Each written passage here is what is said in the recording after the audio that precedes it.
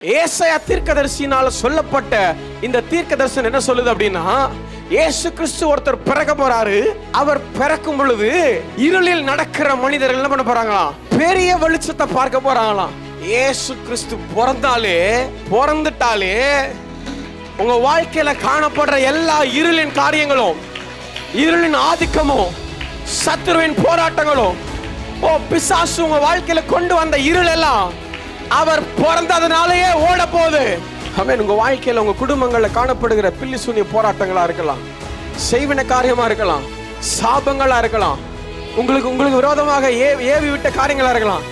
எதுவாக இருந்தாலும் சரி, இந்த வல்லமை இயேசு கிறிஸ்து கிறிஸ்மஸ்க்குள்ள இருக்கிற வல்லமை, கிறிஸ்மஸுக்கு உள்ள இருக்கிற வல்லமை அதை ஒண்ணு இல்லாம உடைச்சு சுக்குநூறா மாத்திரும். இப்ப சொல்லுங்க, இது சூப்பர் நேச்சுரல் கிறிஸ்மஸா இல்லையா? இப்ப சொல்லுங்க, இது வல்லமை மிக்க கிறிஸ்மஸா இல்லையா? சொல்லலாமா? Super natural Christmas.